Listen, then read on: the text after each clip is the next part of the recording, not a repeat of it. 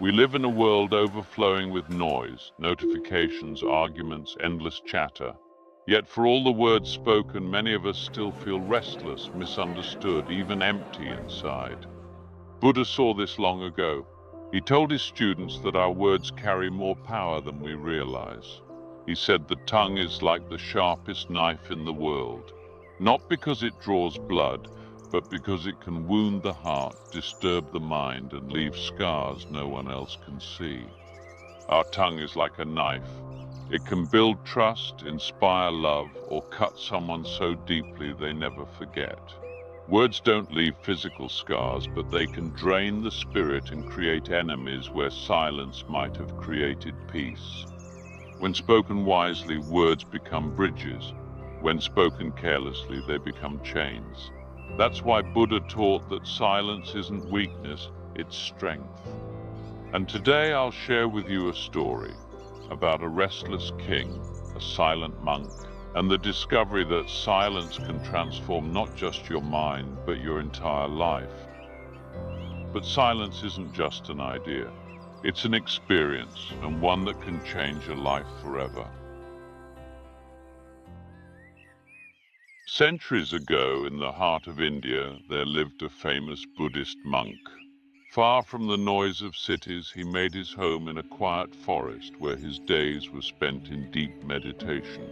His wisdom was so renowned that even kings sought him out. One such king, though surrounded by wealth and luxury, felt a deep restlessness gnawing at his heart.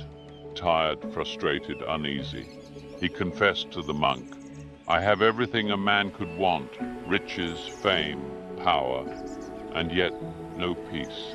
My mind is a battlefield. Please help me." The monk looked at him calmly and said, "The answer lies within you. You've carried it all along, but never discovered it. Would you be willing to try an experiment?" The king agreed. For 15 days he would stay in the monastery, live simply, and keep silent. On the first day his mind rebelled. Thoughts screamed for attention. Questions rose like waves, crashing one after another. He longed to talk, to command, to escape, but he remained silent. By nightfall, something unexpected happened. A small crack in the noise, a flicker of calm he had not felt in years. On the second day, he walked among the trees and noticed things he had long forgotten to see. The curve of a flower opening, the dance of birds against the sky, the sound of water flowing gently in the distance. In the silence, the world itself seemed to speak. By the 10th day, the storm inside him had quieted. The endless chatter, the restless hunger, the gnawing need for more, it all began to dissolve.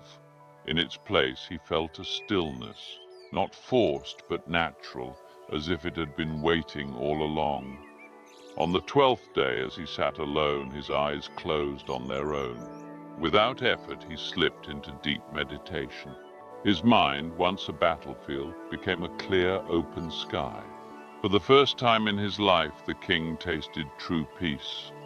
When the 15 days were over, he returned to the monk, his face softer, his eyes brighter, his voice steady. "Respected monk," he said, "I now understand why I suffered.